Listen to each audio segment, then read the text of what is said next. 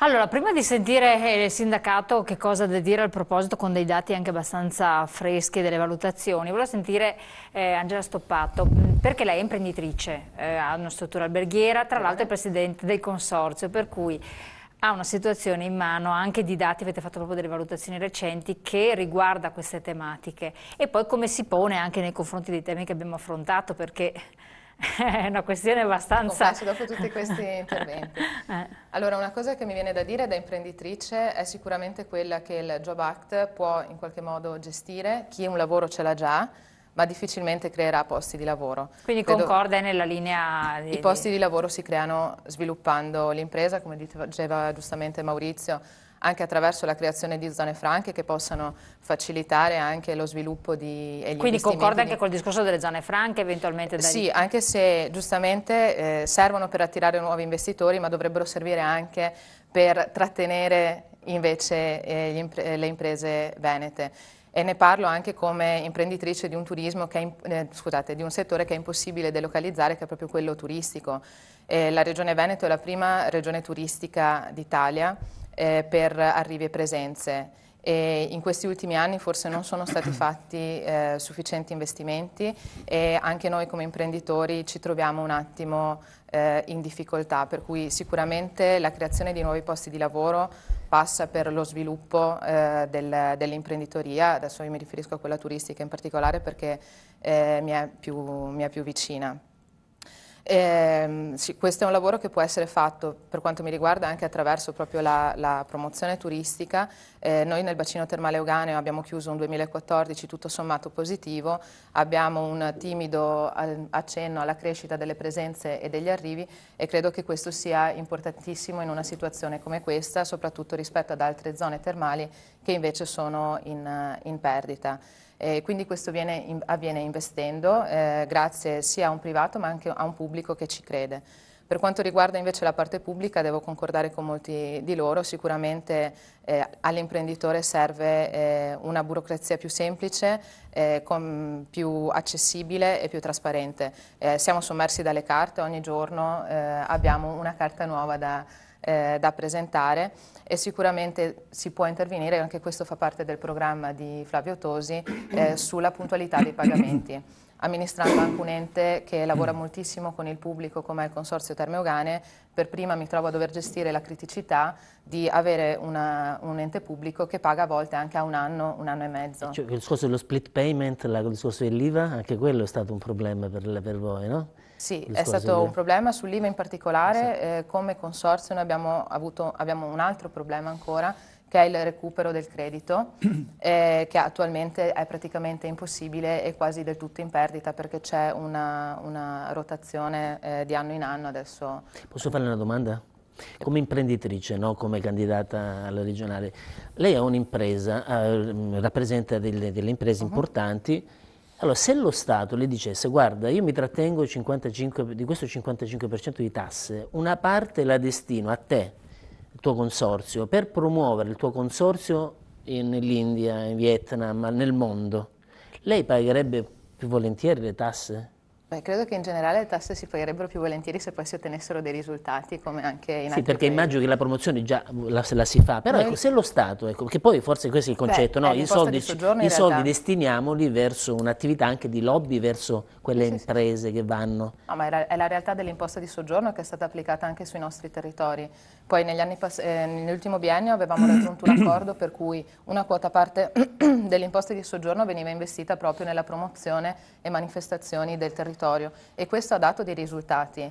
Parlo all'estero, io, la promozione all'estero. Sì. No, promozione all'estero. Quando parlo di promozione intendo sia in Italia che all'estero, poi con diversi metodi, diversi mezzi, insomma ce ne sono tantissimi di modalità.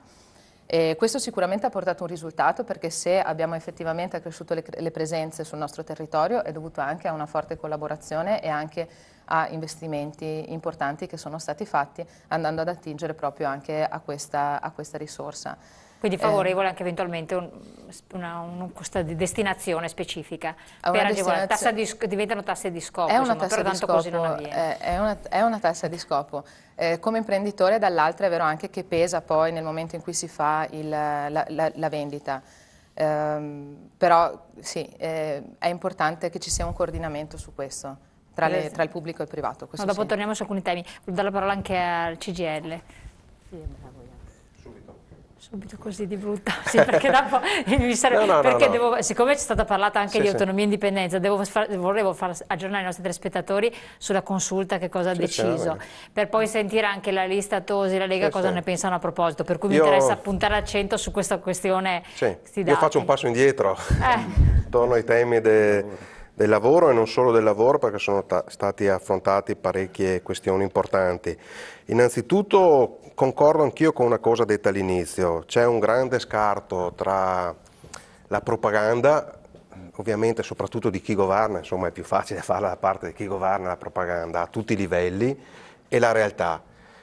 Questo scarto enorme lo vediamo nel governo nazionale, ma lo abbiamo visto e lo vediamo anche nei governi regionali, anche nei governi territoriali. E questo purtroppo è un grande problema. Quindi voi siete critici sia a livello nazionale che a livello regionale? Certamente. Poi anche i numeri, di cui non sono innamorato, ma i numeri sull'occupazione sono quelli che sono stati detti, che sono stati richiamati, per cui non li richiamo anch'io, non sono numeri positivi quelli sull'occupazione. Innanzitutto è bene non usarli strumentalmente. Non è che un giorno sì, un giorno no, a seconda del numero che viene fuori va tutto bene o va tutto male. Quello che mi interessa dire è che noi l'avevamo detto fin dall'inizio, insomma. Innanzitutto mi fa piacere sentire che c'è tutta questa valutazione non positiva sul Job Act, che qualche mese fa, fino a quando è stato approvato, non sembrava che fosse così diffuso, però insomma il tempo... A livello territoriale? Dappertutto, dappertutto, insomma, diciamo dappertutto, è un provvedimento che è stato approvato da molte forze politiche, insomma, però non mi interessa far polemica, mi interessa dire che noi l'avevamo detto fin dall'inizio, ma al di là dei giudizi di merito che abbiamo dato sul Job Act, anche sulla riduzione dei diritti e delle tutele che questo determina, ma stando agli effetti che avrebbe dovuto avere sull'occupazione. Noi abbiamo detto fin dall'inizio che non c'è nessun cambiamento delle regole del mercato del lavoro che di per sé può produrre nuova occupazione o un incremento di occupazione. Più che il Job Act, forse gli incentivi e gli sgravi fiscali su chi assume a tempo, tra virgolette, indeterminato, perché non è più un tempo indeterminato di fatto, con la libertà di licenziamento, però è più quello che potrà favorire una trasformazione di alcune tipologie di rapporto di lavoro che oggi erano precarie, può spingere qualche imprenditore a fare quella scelta per lo sgravio fiscale che matura per 3 anni, insomma, no? Qualcuno può esserci, per cui... Ma quanta soddisfazione Rieti ha che il Job Act non va? No, non c'è nessuna soddisfazione. Il sindacato quanta soddisfazione ha? No, non c'è nessuna soddisfazione, c'è una preoccupazione perché cambino le cose, perché venga riavviata la produzione in una logica più sostenibile che in passato e di conseguenza che possa ripartire e ricrescere anche l'occupazione, un'occupazione di qualità, un'occupazione buona. Ma quando noi dicevamo che non è intervenente... No, lei ritiene che adesso, alla luce di questi numeri, il governo possa modificare l'atteggiamento del dialogo verso il sindacato? Non lo so, me lo auspico anche se non vedo segnali particolarmente favorevoli o positivi, però io volevo riprendere quello che servirebbe, perché nessuno ha ricette magiche, però anche qua noi lo faremo anche domani nella presentazione delle nostre proposte per quanto riguarda il Veneto, ma poi sono proposte che possono valere un po' in tutto il territorio nazionale. Voi fate le proposte ai candidati? Sì, noi diciamo che ci vuole un nuovo modello di sviluppo, cose che probabilmente stanno dicendo tutti in questo momento, soprattutto più ci si avvicina alla campagna elettorale, no?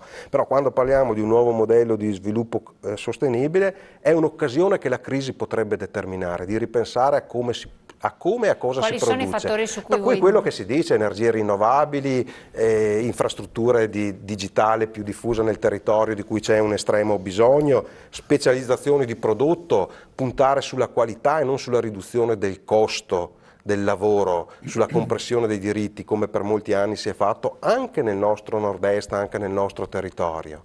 No, vuol dire valorizzare i beni principali che abbiamo anche nella nostra regione, dal turismo ai beni culturali, vuol dire una programmazione forte della messa in sicurezza, della salvaguardia del territorio, anche da un punto di vista idrogeologico, dal punto di vista degli edifici residenziali, però bisogna cominciare a mettere a tradurre in concreto queste declinazioni. Quando si dice consumo zero del territorio non si possono continuare a riproporre un gigantismo di opere, soprattutto viarie, che consumano e devastano il territorio.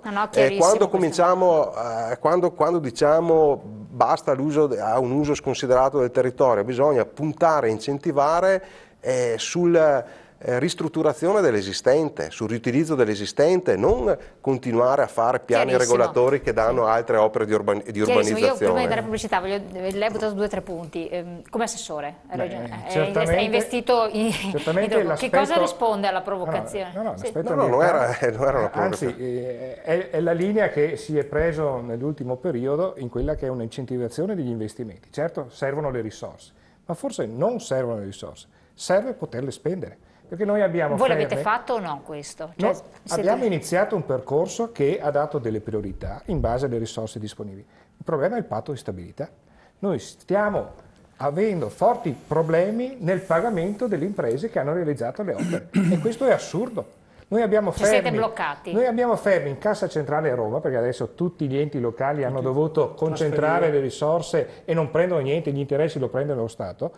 1,3 miliardi fermi che noi potremmo investire proprio per il territorio, per mettere in sicurezza. Togliendo dal patto di stabilità, noi avremo 1,3 miliardi da spendere il giorno dopo. Risorse fresche da investire. E su questo Quindi questo settore che potrebbe muovere l'occupazione, come ha fatto un po' la provincia metterebbe in sicurezza il territorio, darebbe risposte. Non si può muovere, a prescindere da chi... E non si muoverà.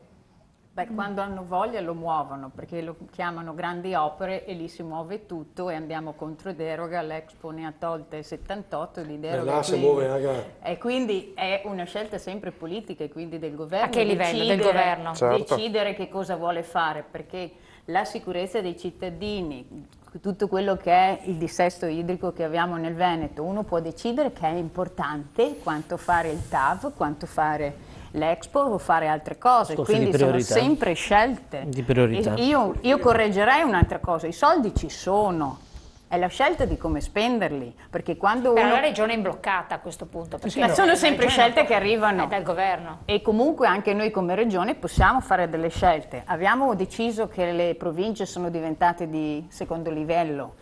Il problema che si parlava prima, le scuole professionali le abbiamo azzoppate e questa è una scelta che la regione deve decidere lei, visto che diventano di sue competenze. E poi aggiungo un'altra cosa, quando noi guardiamo con autonomia e parliamo dell'autonomia, a me piace pensare che facciamo come in Lombardia, che abbiamo proposto di un'autonomia fiscale e fare un referendum, però dobbiamo ricordarci che autonomia è anche Sicilia e non necessariamente quando una regione è autonoma è il Trentino Alto Adige, quindi come mai non funziona un'altra regione autonoma? Perché è sempre la politica che decide che cosa è importante e cosa non è importante per il cittadino. Marcato. No, cioè adesso usare lo spauracchio della prospettiva siciliana per non avere autonomia o indipendenza, insomma, no, ho detto abbiamo proposto l'autonomia fiscale in Lombardia, capito, appunto, ma dire, l'abbiamo sottoscritta insieme. Io sono convinto, insomma, sono indipendentista da sempre, io sono convinto che l'unica via sia quella, dopodiché si arriverà all'autonomia, io non lo so, riuscirai a farlo, però. Maurizio, cosa ha avuto? Ma sai queste robe qua? No, scusa. Insieme al caso Paolo, insieme con Angelino Alfano, che caso ho avuto fare? No, ma visto che tu continui a te sì, insieme con l'NCD e l'UDC che Dio massacrare e le aziende venete, assieme a Angelino Alfano ti tiri fuori a casa Pound. Ti tiri fuori a casa Pound. I stregati che si venivano a manifestare a Roma a casa Pound e te Angelino Alfano che oggi ha detto che ci manderà 100 profughi per provincia. Oggi Angelino Alfano ha detto che ci manda 100 clandestini per provincia, il tuo alleato. Sta buono Maurizio, lo stai a parlare?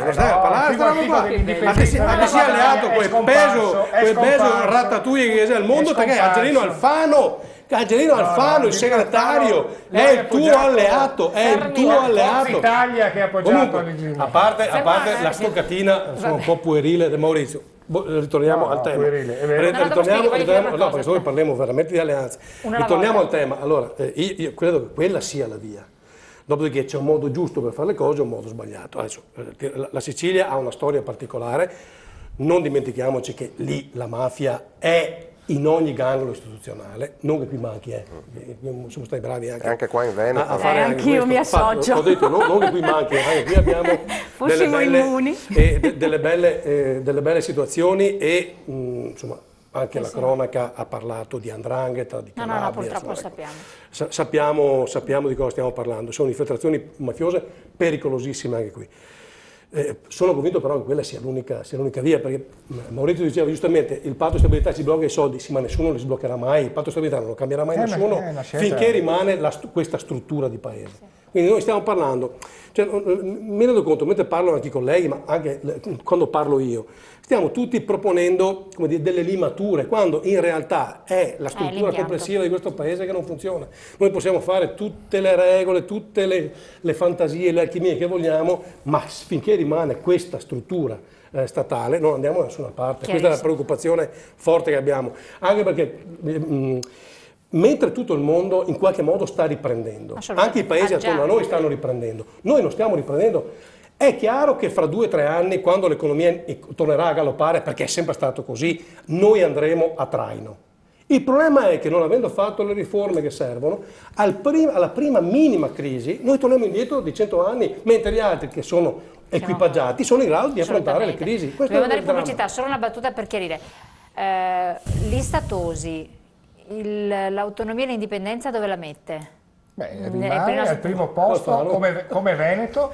L'obiettivo è quello di avere più autonomia magari da Milano, perché soprattutto sulle scelte le ha subite anche Morosini qualche anno fa. Sa qual è la storia di una Lombardia? Sergio Salvini, rispondi su Alfano, dici Veneto, rispondi su Alfano. Alfano non è mio alleato, prima cosa. Vabbè, io ero Alfano. Stasera scopriamo una cosa straordinaria, rotta la cosa con l'UDC. Se mi lasci parlare, se mi lasci parlare, allora, quelli dell'NCD sono al governo col tuo presidente Zaia, sono al governo con gli Amaroni che li lascia a casa. Notizia bomba, non sono più alleati con l'Alleanza Popolare. Così va a casa anche lui. Notizia bomba. Alleanza in Liguria, nelle Marche. Perché avete fatto alleanza? Aspetta che c'hanno Angelino la solita propongo uno scambio di scusa solo, Zaia voleva l'alleanza e si è subito l'ordine cittadino fa l'alleanza con Maurizio, non sarebbe di là le però Maurizio parliamo di lavoro. Stasera ha detto che non sono alleati con Roberta Marcato, parliamo di lavoro. Pubblicità, torniamo insieme.